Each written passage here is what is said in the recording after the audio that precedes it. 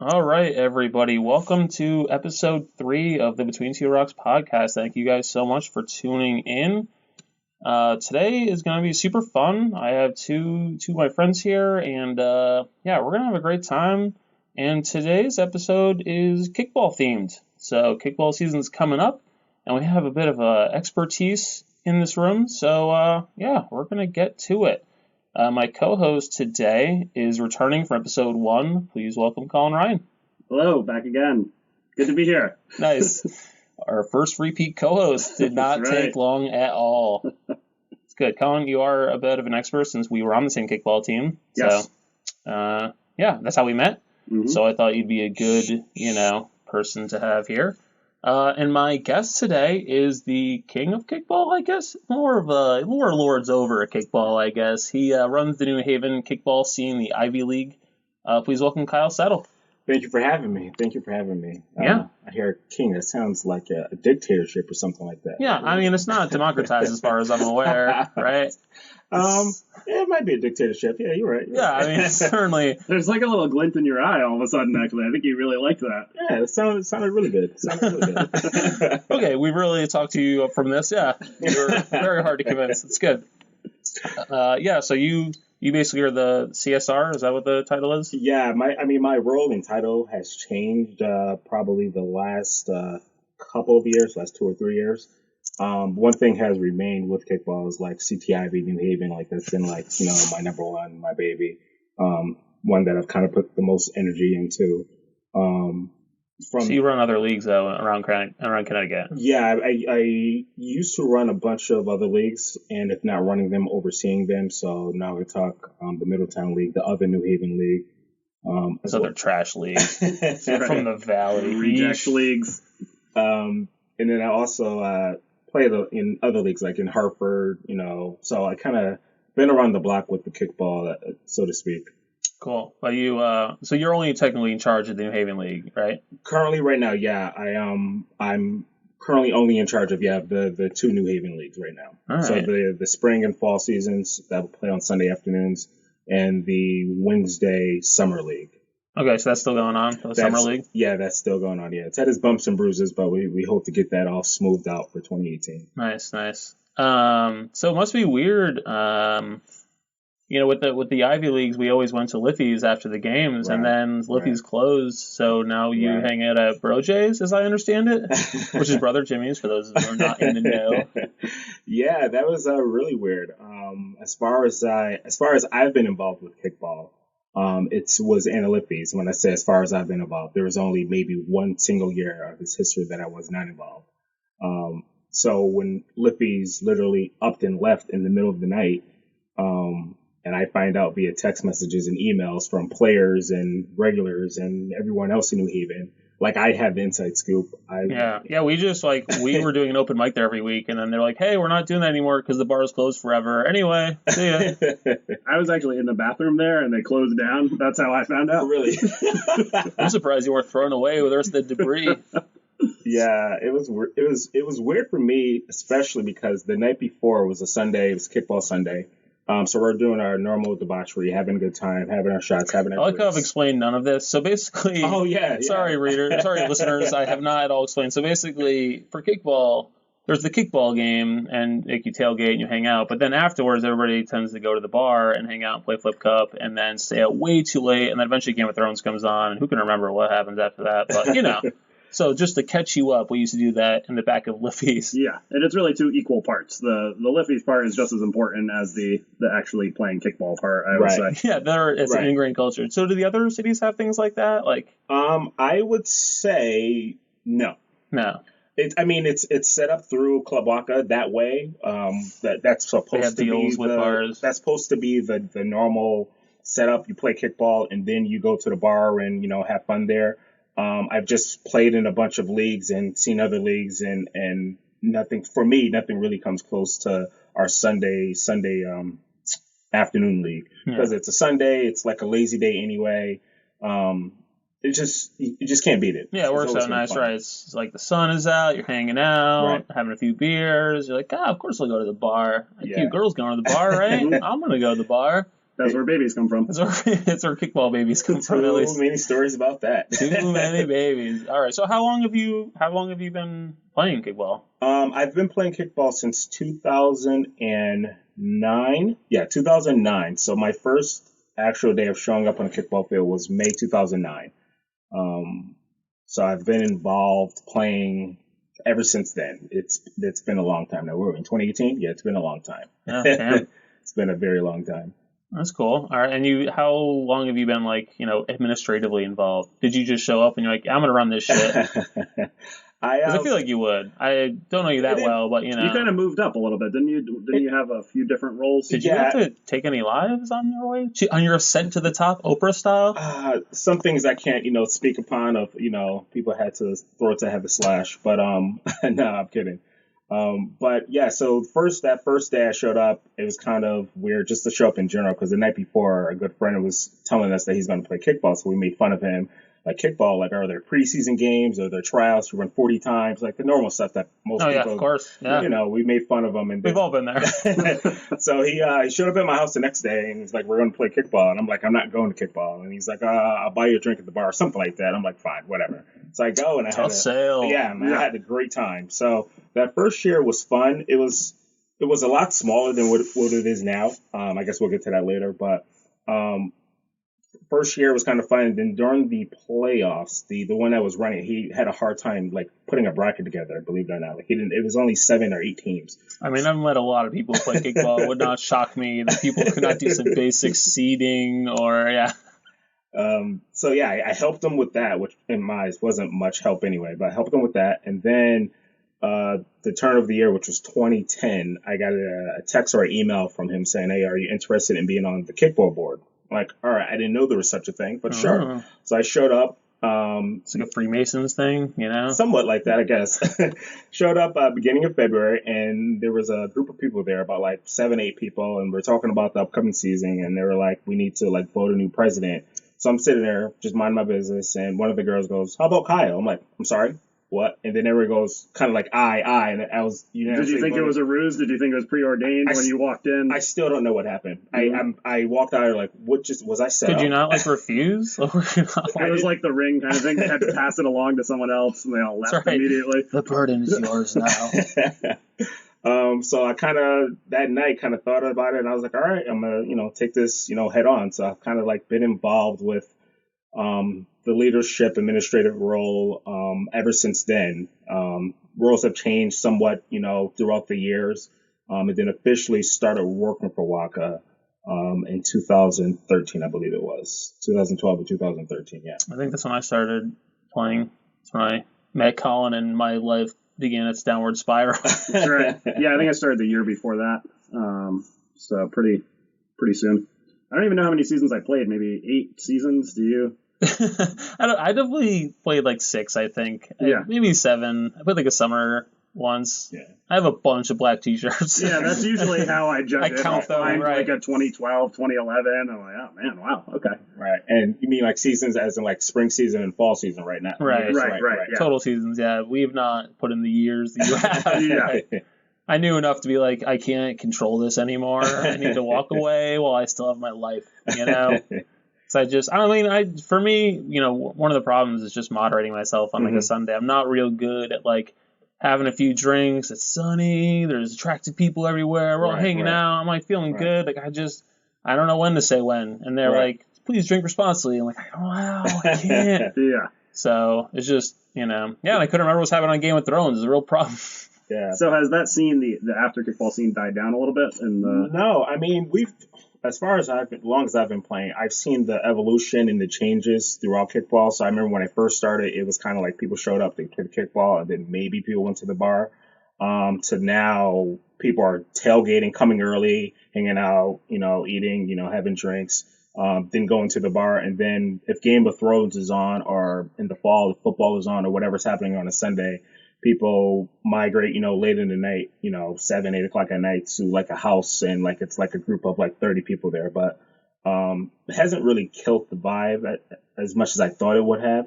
It's been for the most part pretty consistent. Mm-hmm. Cool. All right. Glad to hear the death of Liffey did not cause any irreversible damage. Yeah, it sucked, but brother Jimmy's, as you alluded to earlier, has definitely treated us well. Yeah, I mean it's a pretty huge bar. Yeah.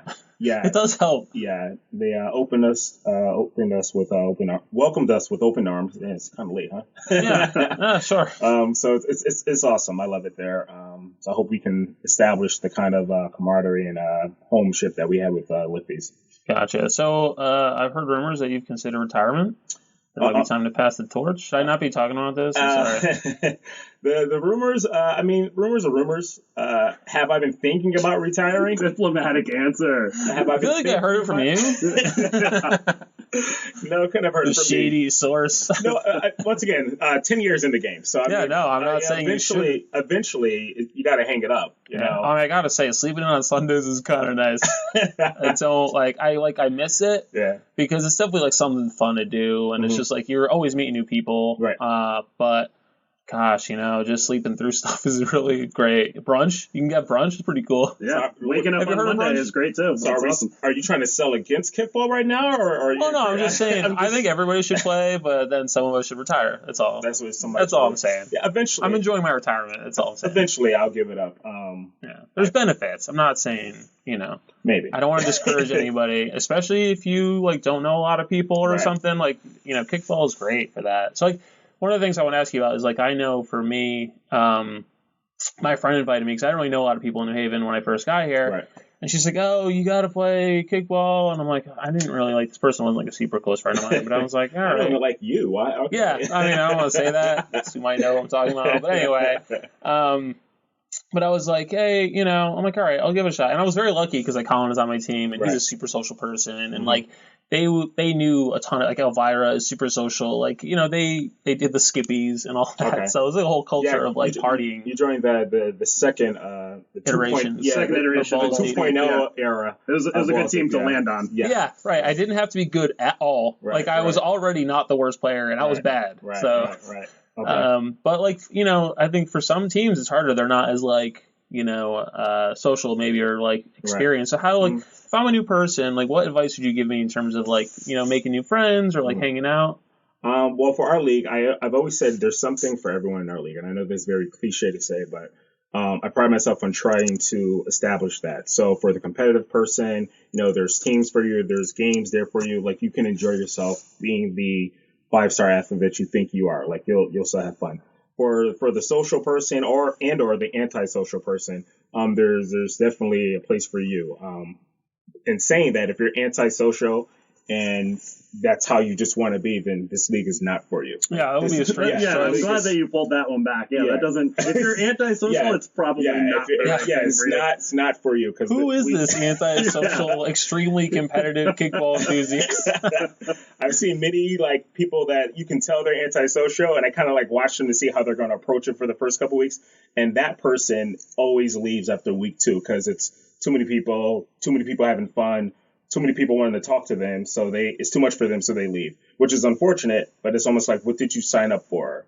Yeah, I didn't know what I was signing up for. I think kickball made me more social. I think I was borderline antisocial. Yeah. And even now I can be a little, but just being around so many people and just you kind of all right, and then you keep hanging out with these people and you're oh, these people are actually all right. I kind of like hanging out with them. It's not bad. I think that's where I was trying to get to is the benefit. You're antisocial, but you want to be social. You want to come out of your cocoon or you want to break out of that box. It is a good place for you to start because so much is thrown at you. So many people, so many, friends, just a lot of socialness going around and it's hard to run from it. So yeah. Being hard to run from it, you kind of just have to embrace it. Again, at your own pace, but you have to embrace it. And I think it's helped a lot of people make new friends, make best friends, meet, social people, husbands, wives, or whatever. It's like a social life in a box, kind of. Right. It's you open it and it's just every week. Now you have this thing to go to. Right. Plus all the parties and then meeting people, all of their house parties. And so it kind of sets up your whole social scene for 2 seasons out of the year, 6 months, 8 months, whatever it is. Right. So that would be my advice. Just being open. Even if you, don't really like to socialize that much, know that that's going to happen. And just be open to it, accepting people, people wanting to get to know you. Because for the veterans that come year after year, there's no rude people or people that, hate meeting new friends or anything like that. Like, people are going to talk to you. People are going to want to, have a drink with you, find out who you are, why you're being so quiet, So I think, that would probably be my advice. Yeah. I think there's like every type of person, really. Mm-hmm. Like, there are, like, if you're like a type of person, there's probably somebody like you there, because it is remarkable how, like, different people are there. But it's just like, oh, there's like those people who like play guitar and drums or whatever over there in the corner, right? And then there's like the athletes and the and then there's just like the weirdos who like to drink lemonade and beer, like it's just got a little bit of everybody. What if you're hoping to meet some really antisocial people? Is this not the scene? I say you just go back to the cafe and just stare at them like you were doing before. Yeah, perfect. Right. Yeah, that makes sense. That's a good system, right? Cool. All right. Yeah, kickball. I mean, check it out, guys. Sign-ups are, I don't know when this is going to air. I'm going to try to get it. When is like the deadline? So our first deadline actually just passed. Too late, people. Try again next year. There's a basketball league starting up soon. That's right. The first deadline passed. Try curling. We still have the second deadline. So that goes until the opening day, but it's kind of limited. So when is opening day? Opening day is April 15th. April 15th. So we'll try to get this on the air before. Yeah, that shouldn't be a problem. Does it still max out? Is it 400 people? And it's we had last year was kind of a down year, so to speak. But I mean, our down year is like still better than most leagues in the country. But this season we're back up to our 400, 450 number. So does New Haven have any sort of reputation with Waka? Like, do other towns know about our insane party scene? Like, you must have reputation within Connecticut, or I don't know, like nationally. I know you guys travel and represent us. I don't know how I feel about that, but I'm not willing to do it myself, so it's hard to be mad. Yeah, we're on the map. We had the biggest league in the country. I can't remember if it was 2 years in a row, but definitely 1 year we were the biggest league in the country. And going out to Las Vegas is kind of like where like the ultimate like kickball stuff happens. So we kind of got recognized out there. So far, Hartford now has the biggest league in the country. Oh, wow. Wait, really? Yeah, Hartford. Right now, Hartford? Yeah. Hartford, Connecticut? Yeah. Huh. Yeah. So, Wow, so like all those people in Glastonbury figured out about kickball. That's what happened. Those West Harvard people. Yeah, we're pretty well known. The biggest market in Waka is Southern California, obviously. But the second biggest market... Should that be obvious to me? It's Los Angeles. I mean... Right, there are a lot of people there. Yeah. It is pretty nice year-round. But the second biggest market is Connecticut. Oh, perfect. Out of the entire country. So we're pretty well known. They depend on us to bring in, market share or customers, or I don't know how they say it in the boardrooms. I just play kickball. That's what I do. It's above your pay grade. That's good. Yeah, it's above my pay grade. That's cool. Is there a corporate team at Waka that's figuring out, crunching numbers, how to get more daily active users and do they play kickball in their suits? I want to see that. Yeah. Mining our data and selling it to Cambridge Analytica, or I don't know. Are they selling data? I don't know. I hope they're not selling my data. Did Waka elect Trump? No, it's because it's not free, Colin. So because you pay, they don't have to sell your data. Like, their money comes from us. Yeah. It's only free services in which we are the product being sold to people. Oh, yeah, like the Facebook people. Right, exactly. Yeah. Exactly. I heard about that. Them selling our data. Yeah. Yeah. But, I mean, yeah. Not super surprising. There's CEOs and CFOs, and there's like a whole, corporate team. Yeah. And Connecticut has a general manager now. Is the Waka corporate team playing Flip Cup in the boardroom? No. There's one of the CEOs. He still comes out, and he's probably one of the biggest partiers of like all of Waka. And he's like, I don't know how old that guy is now at this point. 40s, 50s. He looks like he's 80 though. Yeah, he parties pretty hard, pretty hard. Like it's weird. Yeah, I don't know if I want to go that far. All right, no, it's fine. We don't have to speculate about the weird higher structure of Waka. We don't have to go down every rabbit hole we discover. It's fine, guys. All right, cool. So Kyle, I want to talk a little about so you grew up in New Haven, right? Yes, grew up in New Haven, born and raised. Yeah. Born and raised. All right. What neighborhood? I lived in 3 neighborhoods growing up. So up until I can remember life, until about 7, I lived in Fairhaven. And played outside, not nowadays you barely see kids outside, but like played outside. Well, they have the Nintendo Switch. Why would they go outside? That's stupid. We had to play because it was boring. I remember being 5 and 6 years old and like being outside, like literally like down the street from my house playing, like, and coming in when the street lights were on and being perfectly fine. Like, I can't imagine that happening now. So I don't know if that was a good thing or if that was a bad thing. I don't know if my parents were responsible. I mean, we all turned out great, so I would say it was great. From there, I moved to the New Hallville section of New Haven. I lived there from 7 years old till about 13 or 14 years old. Formative years. Yeah. And then from there, we moved to I think it's called the Dwight Kensington neighborhood, or I don't know the proper terms. I know what they're called out there in real life, but with the proper terms. Well, that's what I want to know. Yeah, I don't care. Real life I don't give a shit what Mayor Harp calls it.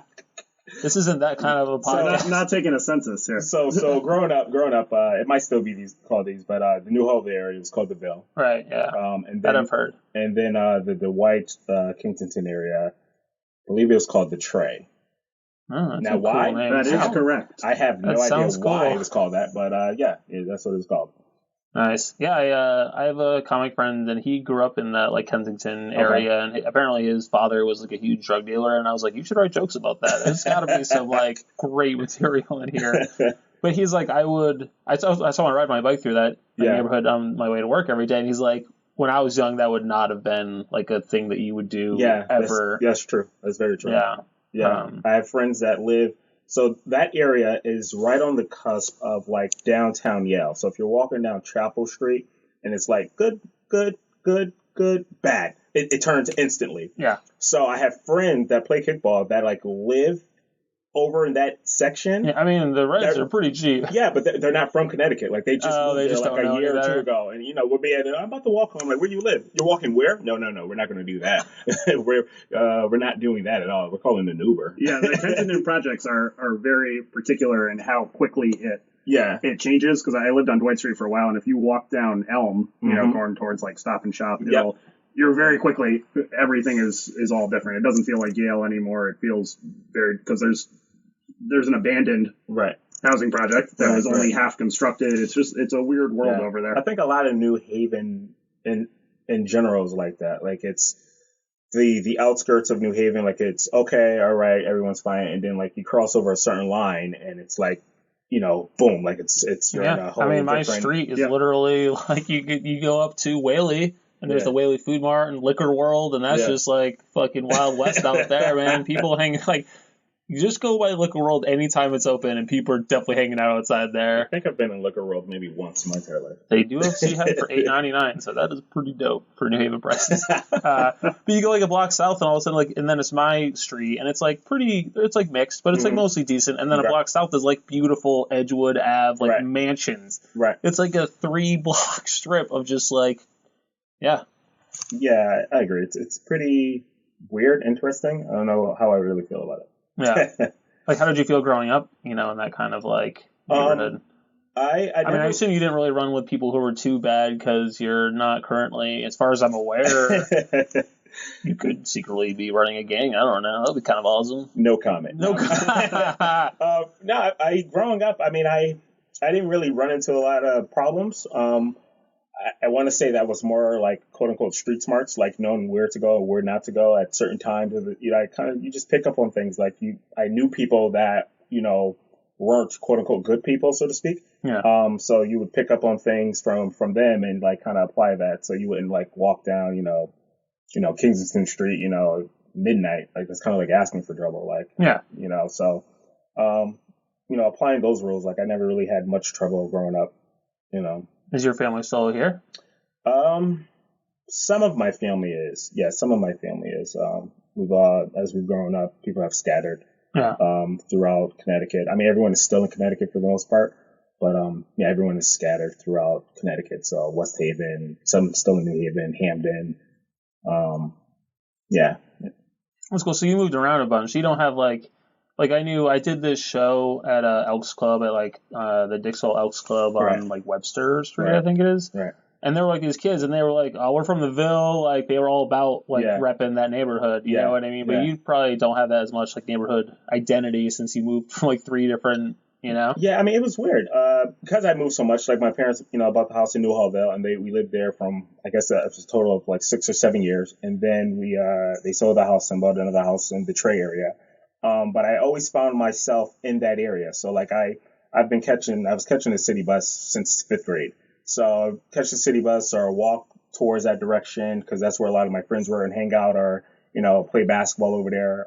So I guess if I had to pick a town that I would say I truly grew up in, it would probably be like New Orleans, the Ville area. All right, cool. Nice. So like, how have these neighborhoods changed since you've grown up? I know, and Colin, you grew up in New Haven as well, right? I did, yeah. I grew up in Westville, but I currently live in New Orleans. Okay. Now, so. Westville, what's that? Isn't that Amity? What's that? I don't know, man. That's New Haven? Westville is part of New Haven. All right. I'm on the wrong side of the park, so I don't know what to tell you about all that. If you take Whaley and just keep going, you'll get to Westville. Yeah, I mean, I know where Westville is, but it's before the brothel. We call that Amity Woodbridge. We didn't call that New Haven. Very different. Very different. All right, I guess. All right, very well. That's where all the Jewish people live in Westville, right?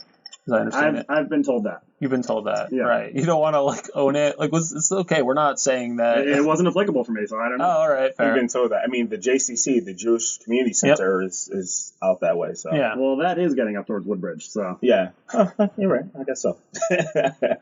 Wow, some real territorial stuff going on right now. That's good. So how do you feel about Colin gentrifying your neighborhood? Is he? Probably not. No, he's just a different slumlord. Oh, wow. Okay. How many properties do you have? I have 4. 4, okay. 1 where I live, 1 I rent out, and 2 I'm rehabbing right now. Okay. Slum squire to work your way up to law. I don't know how the system works. I resent the slumlord term. You see me turn my head, I was like, let's talk about this. No. Colin's a good landlord. I'm just giving him a hard time. I take great care of my properties. Yeah. Right. I'm pumping a lot of money into it, and I consider myself very different than a lot of the companies that I would consider actual slumlords in New Haven. Right. There is no lack of that. Yeah. So, I pretty much reinvest everything I make and then some and improving properties pretty much. Right, I gotcha. So that's, personally, I feel like I'm doing a good thing. Right, okay. Yeah, I gotcha. I would, to answer the first question, before I get to that one, I think that the neighborhood has changed by just, I don't believe or see there's a lot of police presence a lot of times, as if it was like maybe 10 years ago. I think that's changed a lot for whatever reason. There's not a. Do you think that's good or bad? I don't know. As I was saying, I don't know if that's good or bad. Because they've supposedly gone towards like a community policing model, right? Where instead of like they like wander around the neighborhood, I guess is like what they say. Do you think it's a result of just crime in general has gone down, at least the crime statistics? Yeah. Do you think it's one is occurring because the other, less police are there because crime, there's less crime going on, or what? Possibly, yeah. That could be. You're a criminal justice expert, right, Kyle? No, not at all. Not at all. Come on, that's what you're brought on here for. This is like a Law and Order episode. Law and Order. Oh man, I didn't watch yesterday's episode. I was getting off topic. Listen. Wow. You keep dragging the episode. That's amazing. There's not a lot of kids. I'm just asking your opinion because there's not a lot of kids playing. Yeah, all right, I think that's one of the biggest things that I don't see anymore is just literally kids outside playing and parents feeling safe for them to be outside. Yeah. I can see why they're not outside is where I was leading to with that last comment. I think the fear out there is much greater than when we were younger about parents get in trouble for leaving their kids unsupervised now. Like I was left alone. Like granted, I lived in the woods, but like we could get lost in the woods. Yeah. Like there was no, I didn't have a compass on me. Yeah, I don't know. I think that's more dangerous to leave your kids alone, and if your house is like isolated, like there's no one around to like if you need help. At least in this city, there's 15 houses next to me. If something's going down, somebody is around. Josh was abducted 3 times as a kid. Oh yeah, returned. I must say they can't bring you back, huh? Oh yeah, they're just like, no, it's fine. You don't have to pay us. It's cool. We're good. We grabbed the wrong kid again. Hard pass. Why is he so easily captured? How did you breed such a stealable kid? Oh, that's good. Good stealability. I love it. Oh, man. But now you live in Hamden, right? I live in Hamden, Just like that Trader Dave form. Yes, I live in Hamden. Hamden is fun. Hamden is, I get. Do you think? I mean, it's practically New Haven. Yes, parts of Hamden is New Haven. Yes, this is true. I would say when I first met Karen Crate. Yeah. It's funny I don't know how to pronounce her last name. Good friends. Good friends, yeah. It doesn't come up that much, Yeah. I was like, oh, where do you live? She's like, New Haven. I'm like, oh, where? She's like, well, Hamden. I was like, that's not New Haven. Yeah. But apparently, it practically is sometimes. Yeah, if you're going to add towns to New Haven, Hamden's the town you add. I mean, it's really... Right. Any other part of the country, Hamden would be part of New Haven. They'd be one and the same. Yeah. We have uniquely tiny towns. Should we absorb them? Should we eat them? That would be terrific, yeah. Well, Hamden... Yes, I would agree. Hamden, most of Hamden that most people see is New Haven for the most part. I say all the way up until I think that's Skip Street or right where Toys R Us used to be. Rest in peace, Toys R Us. Right there, where that's kind of that's Wallingford. Yeah, that you put a line there. That's where it is. Cheshire. We call it real Hamden after that line. Right after that, it was real Hamden. Before that's like New Hamden. Yeah, so like the Burger Kings, the Stop and Shops. That's like New Hamden. All right. Do you feel like you live in the suburbs in Hamden? Yeah, I do. I live right next to Cheshire, so you're on the fancy Hamden side. Yeah, I'm out there. So. Yeah, I'm glad you said that just because you were ranking on Westville, so I was going the whole thing. I knew you were going there. Whatever, man. Yeah, I mean, all we can say for sure is Edgewood is definitely in New Haven. It definitely counts. Yes, yeah, Edgewood Park. Yeah. So how do you? All right. So I've had some issues on Between Two Rocks, and you guys are both New Haven people. So I moved here. I bought a house here, and I've definitely gotten yelled at on my blog for being a gentrifying white devil. By your neighbors or just people? Just commenters. Internet. So you mean people. The trolls? Right. Okay. Yeah. All right. Just want to specify. Yeah, I don't know who they are. Yeah, it did sound like it was people on the street. No. Yeah. No. I live next door to like two old white ladies, so I mean, they're not yelling at me. They probably do. That would be interesting. Yes. They probably were just like, this guy, we hoped for better. Like, we saw him and we're like, oh, he's probably going to fix this house up. And now it's been a year. And they're like, well, never mind, I guess. It's just not happening. That tire's still in the yard, huh? Are you ever going to cut your grass? I do cut my grass because it's such a small lawn and it's kind of satisfying. I got you. It's actually one of the parts of home ownership I really enjoy. Really? I do not look forward to that in the future. That part because you're outside and like it looks so much nicer. Yeah, it's the return on the work is so tremendous that it takes an hour.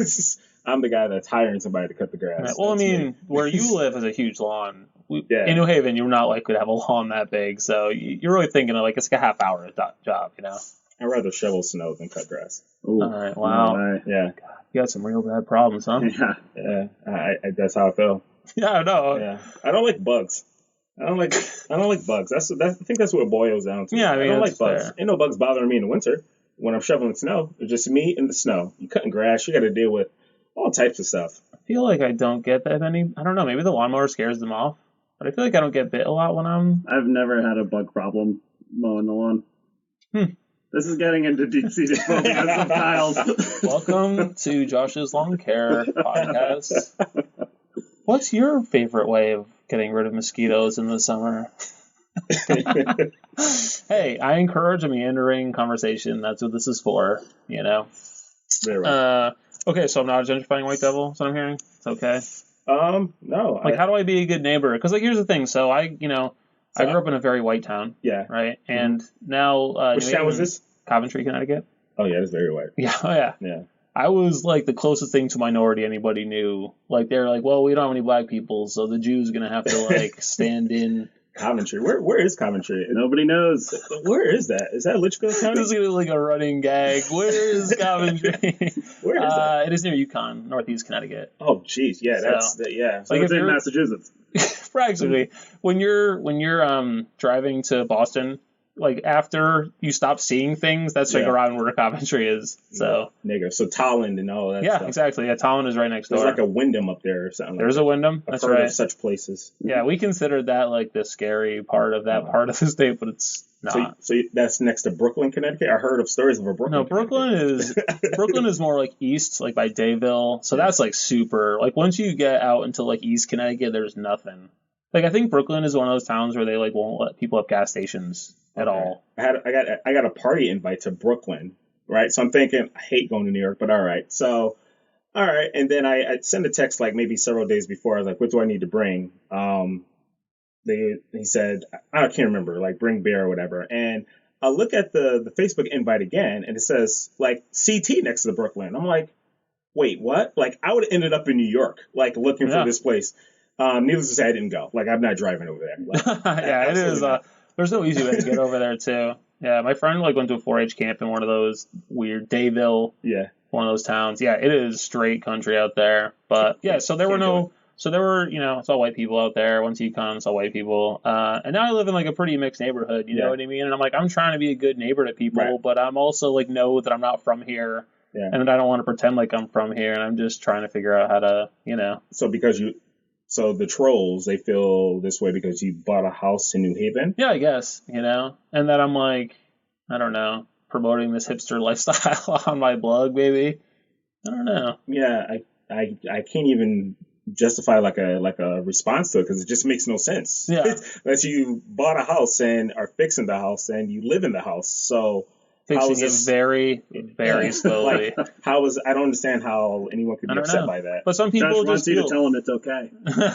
I just need your research. No, but it's just like it's interesting. Like I don't know if you read, it's like if you read like you know the New Haven Independent and stuff like that. Yeah. You know, there's the illustrious 3/5, and he's like basically any good development is just like pushing out poor people. Right. You know what I mean? And so there's like that fear in terms of like you don't want to like make a neighborhood harder for people to live in either. Right. You know what I mean? Yeah, I can agree with that. And so it's just like it's interesting to try to figure out your role in that, you know? Mm-hmm. I guess I don't really have a question.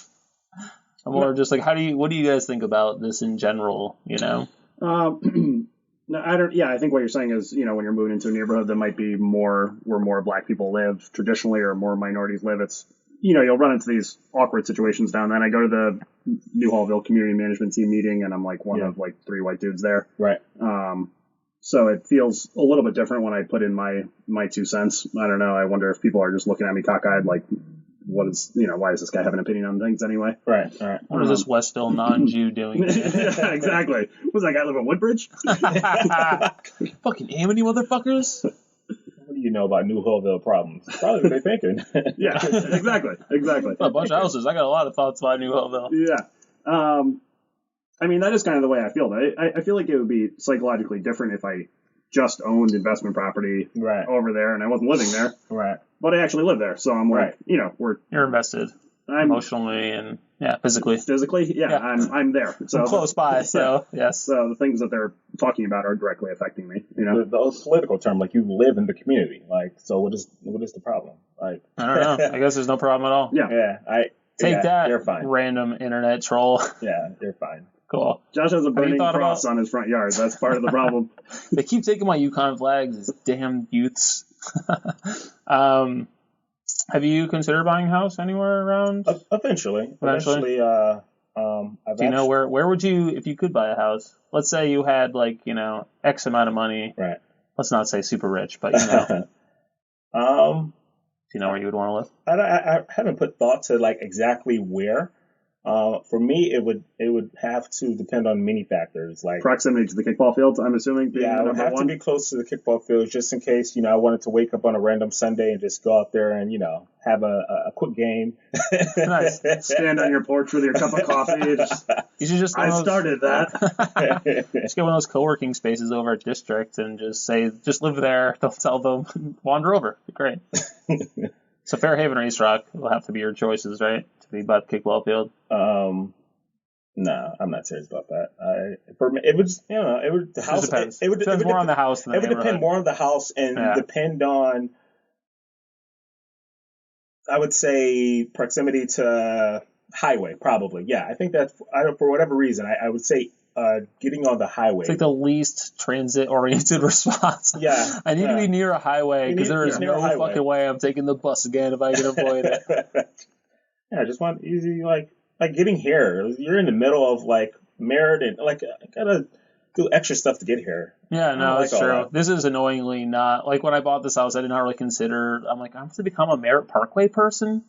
I'm kind of disgusted with myself in some ways. Never thought I'd be that person. Besides, you're like a mixed bag. You live in the suburbs. Yeah. You want to be close to a highway on-ramp. Yeah. You don't want to mow a lawn. Right. So you have like a little bit of all things going on at once. Yeah, I'm complicated. Yeah, I'm complicated. Yeah. So, I mean, all the trolls would come after me for everything. Like, right. He doesn't like grass. Shut up. Yeah, I haven't. Yeah, it would depend on the house. It would really depend on the house. Yeah. I'm not more of a, it has to be in this neighborhood or it has to be, neighborhoods are neighborhoods. As long as your kids didn't go to Cross, right? They cannot go to Cross. Right. That is my one requirement. That is fair. Is that true? That's very true. Really? Yeah, fuck Cross. Because I see on the list here that you're a Hill House guy. Yeah, Hill House. So would you want your kids to go to Hill House? Not necessarily. If it was the choice between Hill House and Cross, there is no decision. That's right. Yeah. Yeah. You could find a new family, Cross kids. So what's your? Could you marry a Cross woman?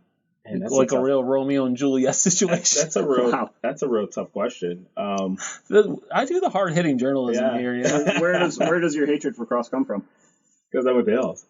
Yeah, that's it. Yeah. End of story. Yeah, I'm just. I mean, I don't feel any particular Hill House animosity. I went to Cross. Oh. Yeah. Interesting. Yeah. Even when I have to go in Cross for like whatever reason, like I walk in and I go, oh yeah, I remember. I hate this place. Like I can feel it on my skin. I don't like it. Was it like a sports thing or? Sports thing, yeah. Okay. I play basketball and football. So it has something to do with that as well. Because absent the sports, it seems like just a crazy hatred for no particular reason. I guess you can say that. I guess it really stems from sports. Yeah. I think that's fine. I hate Duke and Boston College and Syracuse. Yeah, exactly. Those are sports things, though, right? Yeah. Right. Yeah. I mean, Duke is just like, come on, everybody should hate Duke. A couple of weeks ago, I was doing the Unified Special Olympics. I was a referee, and it's a really cool event. Like all the Special Olympics, like the different high schools. There was Cross there was Hill House there was North Haven, there was Cheshire, Amity, maybe another school. God, Amity trash. Forgetting about. So my first game of the day. You were tripping the Cross kids, pushing them down? Is that what you're leading into? It was Cross versus Hill House, and I'm sitting there going, man. I'm fine, and just seeing the red on them, I'm just like, grrr. Like I couldn't help it. I don't know. So really you're just blowing calls all day? Is that what you're saying? I mean, you can't really blow calls in the Special Olympics. You just. What does that mean? You just walk up and down. Does it not count or what? you just make sure that they're not hurting each other. That's what a referee is supposed to do. I think that's like a healthy attitude. Is you should dislike them. Like you're treating them like regular Cross kids, So fuck them. Fuck those kids. You heard it here, folks. Whatever, man. All right, I'm just saying. I think that's what's fair. But you all gotta have our own principles. It's fine. It only took 3 episodes for me to yell at some kids. It's good. Kyle had to take a drink of water after Josh started saying things about handicapped kids. Yeah. Well, all I said was I was at a Special Olympics game and I was refereeing. Yeah. That's all I said. No, it's fine. You're gonna be all right. Don't worry. Nobody from Waka is gonna make it this far into the podcast. We'll be okay. Protected by our anonymity. Cool. All right. So I think that's all the questions I had. So we can play some games. Actually, one question I did want to come up with, I think Caroline came up with it, and I thought it was a good question that we could ask people, is who is your New Haven hero? New Haven hero? Somebody you look up to in the community, or just somebody from here, anything really. Interpret it as you will. I would say... It doesn't have to be me. It can be anyone in the city. It could be anyone at this table. I can't narrow it down to one. It would be several people, and I kind of liken it to just... Are they all at this table? No. No. Some of it is sports related. Like I went to a basketball camp, for numerous years. So Coach Jefferson, he was a coach at Hyde, athletic director. Did a lot of good things for the community. Kermit Carolina, he was my coach as well. He was the principal at Hill House for a little while. I would also say a guy by the name of Charles Winkle. He was a congressman for the city of New Haven. I can't remember the actual title, but I know him from my church, actually. He's done a lot of good things for the community.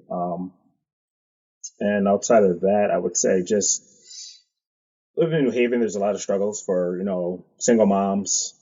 So we're just those are areas that keep going to put out good kids is the best way I want to say it. Like make sure their kids are, solid individuals, solid, adults at this point in their life. Those I would say are my heroes because there's a lot of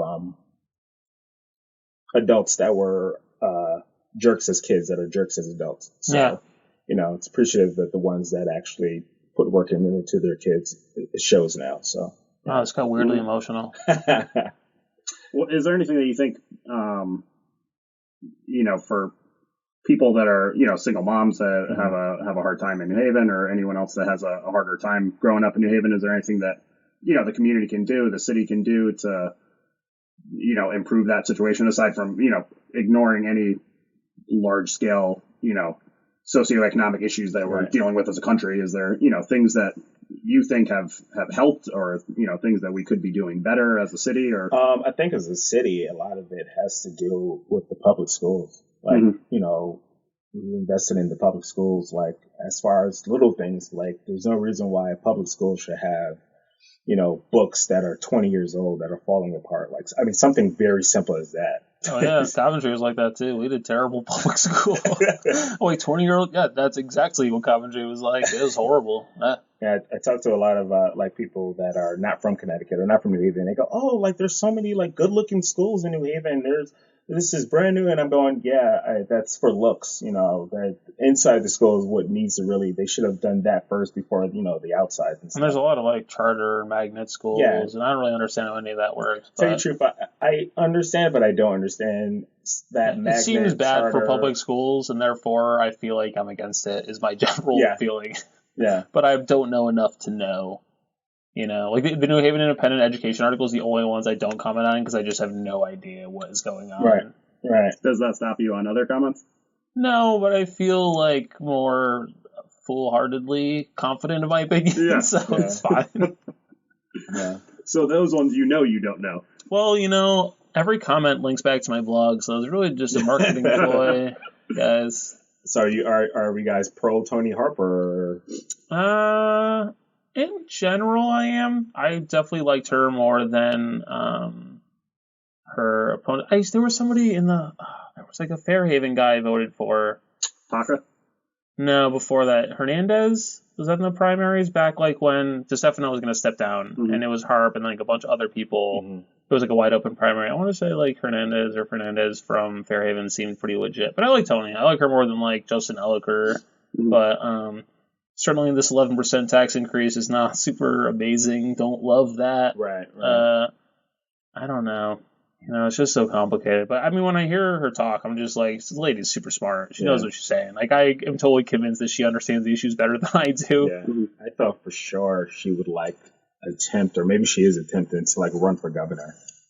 Yeah. Yeah, I could see it being a springboard. Yeah. Eventually, I don't think she either feels that she's ready, or probably she doesn't want the job right now. Yeah, the mayor of New Britain just put her hat in, or is trying to put her hat in. Aaron Stewart. Yeah, I lived in New Britain when she got elected mayor. The youngest. Yeah, I read the article because it was youngest, mayor. So to see her name pop up again for, being for governor, I was interesting. I don't know anything about her policies or anything like that. Well, I think she comes from a political family. Her dad was an old congressperson up there. Yeah, I didn't realize that either, but I have a few friends who work in politics, and I'm she kind of came out of nowhere, and no, she didn't. Nobody comes out of nowhere. That's not how it works. Yeah, that makes sense. Yeah, exactly. When I sit here and think about they're suddenly charismatic. Sense. Yeah, exactly. They came from something, and politics costs money. Yeah, people don't realize it's not cheap to run a campaign. So yeah, I like Tony. I guess I have a friend running in New Jersey for congressman or city council. Nice, in Patterson, New Jersey. So I think I heard city council. Somebody said DC city council is between $15,000 and $30,000 to run a campaign. Yeah, I'm sure. I mean, it goes up with population size there. That city council, every person's representing maybe a New Haven sized population of people. So cool. All right. What about you, Colin? Do you have any New Haven heroes? Because we haven't asked you this before. Any Westville heroes? Westville. Oh, I don't know. I would have had to think about that. I thought these were Kyle questions. You just thought you would get up? I mean, I don't really have one either. So I don't know. Off the top of my head, I'm not sure. I have to think about that one. I I don't even know her name, but the woman that started New Haven Reads, I think, is just very cool. There's certain like organizations that I think are just like amazing that I volunteered there for a while, and they have she passed away, and they have a big photo of her on the wall, and I would kind of. There's some organizations that you think you don't really picture someone even starting them at some point. They're just kind of always been around, and they're getting bigger and bigger. So I'm like, wow, that's very cool. Cool. Yeah. For me, because I've only lived here for about 7 years. So one of the people I've met who was pretty awesome was Lee Cruz. So he's over in like Fairhaven, and he's like on the board of like the Chatham Square area. And that dude is like singularly focused with like making his neighborhood better. And it's just like amazing how much he's like always going to bat for them and just like, listen, we care about this a lot. We're doing this, and I'm just like, that seems cool, What neighborhood is this? It's in Fairhaven somewhere. I don't know. Fairhaven Square. Okay. Yeah, that's kind of its own little area, the Chatham Square area in Fairhaven. Yeah, I mean, he's pretty protective of it, and he's like, it's really nice now, blah blah. He's trying to convince me to like buy a house there. I'm like, it's kind of far away from my work, so I can't picture what area that is of Fairhaven. I'll say it's like near Lombard Street. It's almost so Lombard Ferry, like Blashley Ave, that area. It's almost in the center of Fairhaven, kind of. Okay. You think of Fairhaven as like a little island unto itself? Yeah. Okay. Yeah. I don't know too much about that area. Yeah. There's some nice houses over on the river, but man, beautiful. Yeah.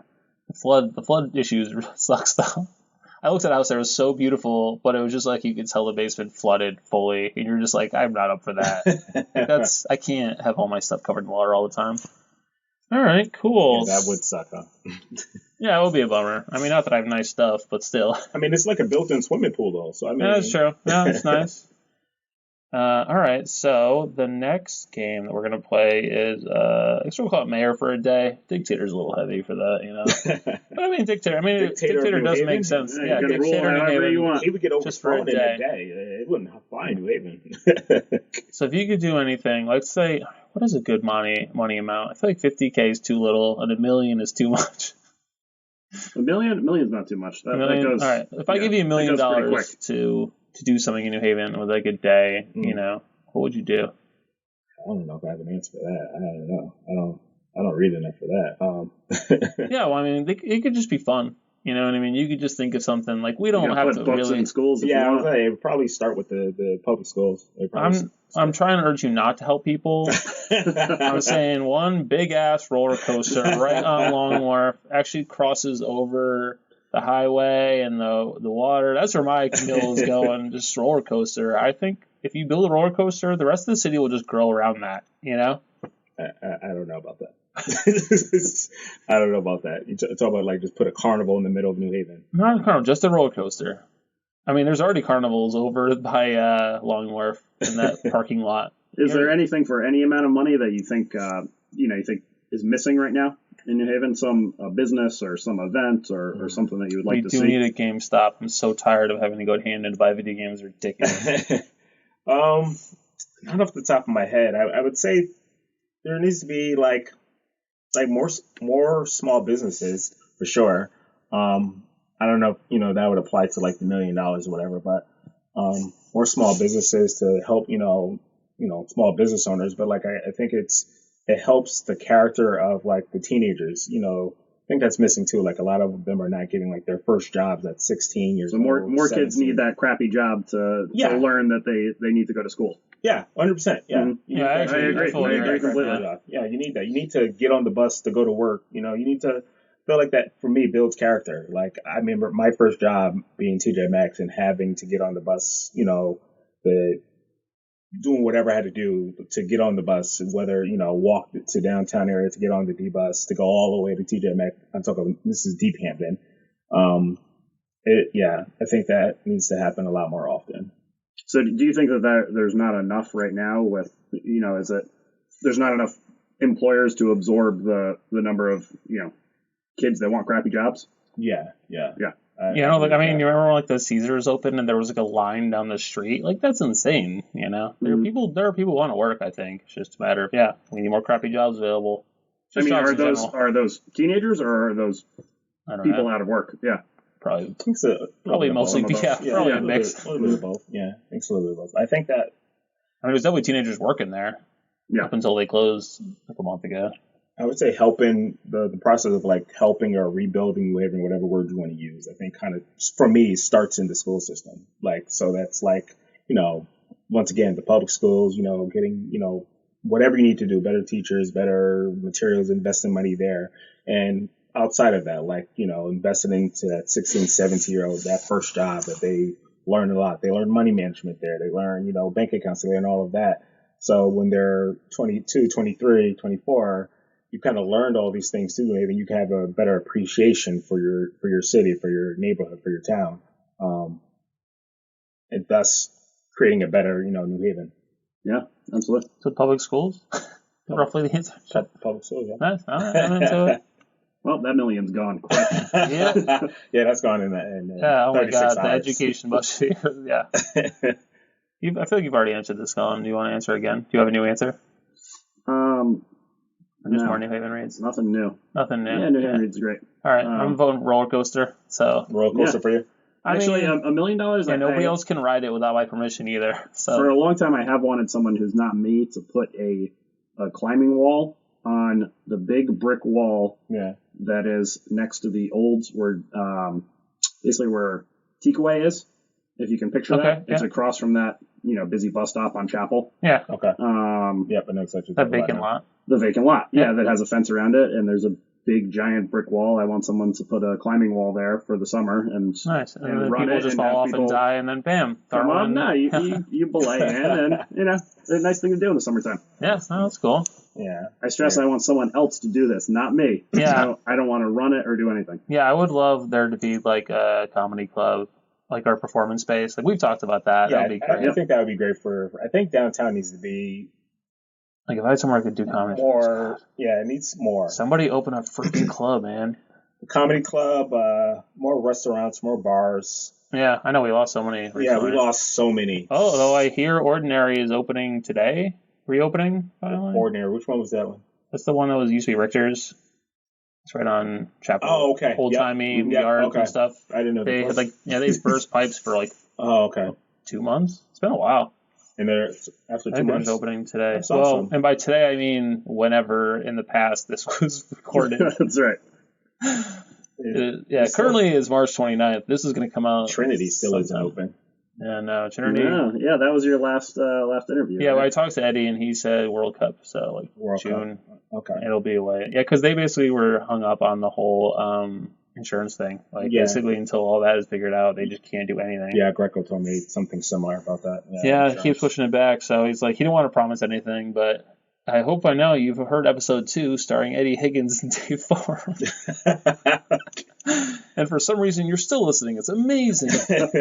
All right, we're going to play one more game, and then we're going to finish up. All right. So we've been playing Fuck, Marry, Kill. Week 1 we did pizza. Week 2 we did bars. And I thought week 3 it would be fun if we did it with kickball team names. Okay. How'd you do the pizza one? We both we're both Modern fans, and bar was our fuck because we both will fuck with that. And then I think I killed Sally's. And I killed Pepe's. Pepe's. Mm-hmm. Wow. Vicious, yeah. Wow, okay. All right. I gotta say, though, I did just go to Pepe's 3 days ago. So I don't know how that really fits stick with it. He was literally like, I could never go to Pepe's again, but I'm going to go in about a week. Modern's closed on Monday, so you run into situations where But you can hate any of the New Haven pizzas, but you'll take them over like a place in South Dakota. Oh, of course. Yeah. No, of course. Anything in California, just trash. Yeah, I lived in New Britain where there is no pizza, and it was terrible. I'll have you know there's a place called Pizza Palace, and not only do they deliver pizzas, they deliver cigarettes with those pizzas. They've got to be terrible. It's not great. They've got to be terrible. You can get a good cheeseburger grinder / Marlboro Red special for a shockingly small amount of money. This is all bad. Hey, New Britain facts. It's just I lived there for 6 years. It's an enormously cheap city. Worst 2 years of my life. All right, so so kickball team names. Okay. So, is this just freeform? We have to remember kickball. You have to remember. Names? Well, it's going to be easy for him, and I've been thinking about it a little bit. I'll let Colin go last. So, all right. I'll say fuck with. I'll say Kickleback because I always thought it's just a stupid name, but it's a fun little riff on Nickelback, which makes me it's not a super good pun, which I kind of like about it, you know? Okay. Like, there's so many balls and cake puns that it's like, but it's like they didn't do a great job, but I kind of like that about it. Yeah, Kickleback came in the first surge. That was 2012. So yeah, that was really cool. Cool. Yeah. What about you? You go next, Colin. So are we doing Mary Fuck Kill or just? Yeah, we're starting with fuck. So I did fuck. This is not Mary. I guess I should have started with Mary. I don't know why I did this backwards. Yeah, that was confusing. Every week this gets more confusing. I'm gonna have to marry Balls Deep just because that was my original. I bounced around a little bit, but that was the original. So I got to go with that. Who'd you marry, Kyle? We talk about kickball team names, not like the people. No, not the people. Because for me, I hear a name and like I think of the personality. Sure, I mean you can pick it for that though. You can make emotional choices here. You will not be held to any sort of. Yeah, my kill. I think I would fuck with Big Blue. I gotta say, just because I was there. So I was there for a little bit. Gotcha. Yeah, I think I would. My kill would have to be either Big Blue or Incrediballs. Yeah, I think my kill would be. It has to be Big Blue. Yeah, we're doing this totally out of order. It's great. Yeah. Kill has to be Big Blue. Yeah. All right, you're up, Josh. But at least you figured out right. I hate to do this to you guys, but I'm gonna kill Balls Deep. I never loved the team name. Love the team so much, but every time I met like somebody and they're like, "Oh, what kickball team you're on?" and I had to say Balls Deep. It hurt me inside. And I mean, that's got to be one of the most common names across the country. I would imagine. There's I was able to buy a Balls Deep tank top that looks like, I mean, it's a bowling tank top, but you can't tell at that level. A ball is a ball when it's next to Balls Deep tank top. Okay. I think I still got that thing. I hope. Yeah. I don't know. There were some good ones, but I can't remember them anymore. Yeah. Balzania. Yeah, Balzania's a good one. That's a good name. As far as names go, that's a good name. Balzania's great. Yeah, I like that one. I don't know, man. That name. Actually, I really liked. What I love was Hidden Ball Trick. It's pretty fun. Yeah, that's pretty good. Yeah, I like that name. Was kind of. That's a good. That's kind of funny. That was an offshoot of Balzania. They always have cool names. Yeah. Yeah, I think that's a good Hidden Ball Trick because it's like. Is it gross? I guess not, but I kind of like that about it, where I'm like... It's only gross if you make it gross. Right, and I like that, because I was like, there's something wrong with me, and I like, the reflection of it. There's the Uniballs. Uniballs, yeah, that's right. Uniballs, yeah. Yep, I remember that name. Another legendary team, yeah. Yep. Yeah, I'd probably fuck them just because they won pretty much every year that I was... Other Ball Busters would win a bunch. They were on the scene. When they played, which is like only in the spring or something. Only in the fall, yeah. Fall. 7 straight, yeah. Which one I have? And I had Danielle inexplicably. Jesus. Just no comment. I would be shocked if she listens to this, but it'll be great because if she does listen to this, she will definitely say something to me. So yeah, 100%. That'll be good. Yeah, She's like, "What do you mean? I was actually really good at kickball. What the fuck? I was better than you." And I'll be like, "Yeah, probably." And then just no, I'm not gonna do it. I'm not gonna take the Danielle bait. Don't do it. I'm not gonna do it. So how many babies have been produced in kickball? Do you know? Babies? Is it enough for a kickball team? At this point, yeah, I believe so. I believe you could put a strong 11 kickball team together from 2010 to 2018. Yeah. We just gotta wait for them to age a bit, and then the next generation of kickballers, they're gonna be phenoms. Yeah, I might just stick around until one of them just take it over. That's right. You heard it here first. You heard it here first. All right. Well, I think we've about come to the end. Is there anything anybody wants to talk about? Plug? Anything you want to talk about kickball? Kickball. Have you guys tried kickball? It's pretty great. The art of the kickball. All right, that's right. Kick the ball, run, and then go have a drink. That's right. I actually wrote a Art of War joke yesterday. So Art of Wardrobe? Yep. Yeah. Because it was because Rich was saying how he bought Art of War. Rich who? Rich LeBlanc. Yeah, I know, right? It's comical, right? Not taking the Rich LeBlanc. Right, so Rich LeBlanc bought a copy of Art of War, and he's like, I haven't read it. I'm like, of course, man. It's not a page-turner. And, how many wars are you in anyway? You're not even in charge of a battalion or anything. So, something like that. I haven't, sat and worked it out, but, the bare bones are there. Working on the kinks. That's right, yeah. Once you work on that well, there's no something. kinks. Yeah, it's still a premise. It could be a joke. Who knows? So, Cool. Well, I don't really have anything to plug. I don't know when this is coming out. So, every other week I do open mic at JP Dempsey's. So, look for that. Yeah.